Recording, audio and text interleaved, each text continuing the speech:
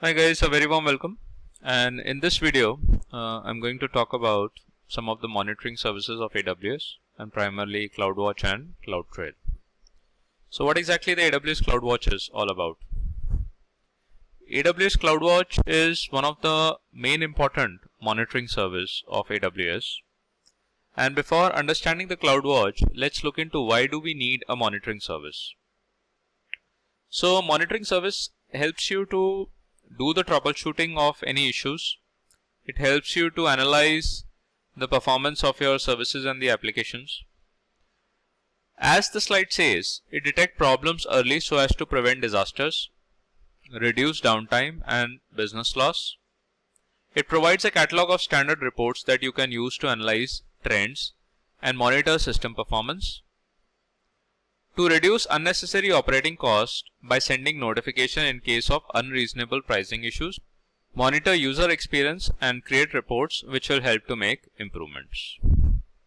So monitoring services are very important. Let's say if you create an EC2 instance, so you need to know that what is the CPU utilization of your server is, how much traffic is coming towards your server, how much RAM or how much storage capacity has been used. Likewise, if you want to run a database, so you need to know the performance of a database, and that can be done with the help of the monitoring services. So what is AWS CloudWatch? AWS CloudWatch is a monitoring service which is used to monitor resources and applications running on AWS in real time. So this is basically the CloudWatch service symbol. And the CloudWatch is used to collect and track metrics. It collects the data and provide you the information in the form of reports, in the form of pie charts, in the form of numerics. You can actually select your widget and the dashboard accordingly. Based on the rules that you define, the CloudWatch also sends the alarm notification. So let's say when you create an alarm on the CloudWatch and that alarm condition occurs, a notification will be sent on your email IDs, for example.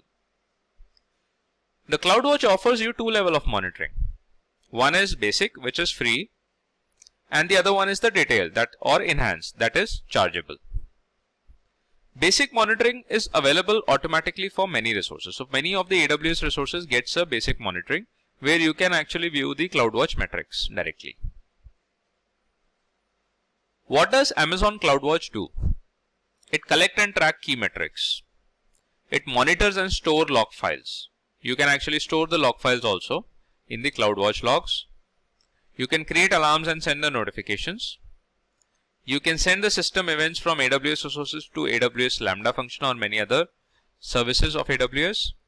Apart from that, the CloudWatch also helps you to analyze the performance of your application that is running on the instances or any of the AWS resources.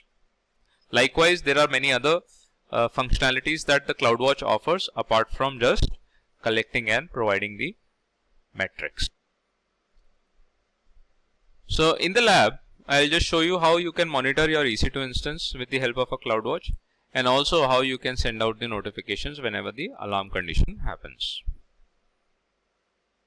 So that's what this slide also says, monitoring your instance using CloudWatch. So how you can collect and process raw data from EC2 into a readable metrics. And generally when you go for the basic monitoring of the CloudWatch or the default monitoring of a CloudWatch, it provides you metrics in every 5 minutes interval. So that means the refresh time interval is 5 minutes. A new metric will be available after 5 minutes of frequency or an interval. That is the default or the basic monitoring. But if you want to go for enhanced monitoring, you can reduce the frequency. Let's say if you want a 1 minute refresh or 30 seconds of refresh, you can specify that time. But as you reduce the frequency of refresh of metrics less than 5 minutes, then the CloudWatch also becomes a chargeable service. And that's what it happens. Whatever the data that is received from the CloudWatch, EC2 instance also creates a graph, and that's what when you look into the EC2 instance in the EC2 dashboard, you get a graph reports in the monitoring section. That is actually the metrics that are coming from the CloudWatch in the backend.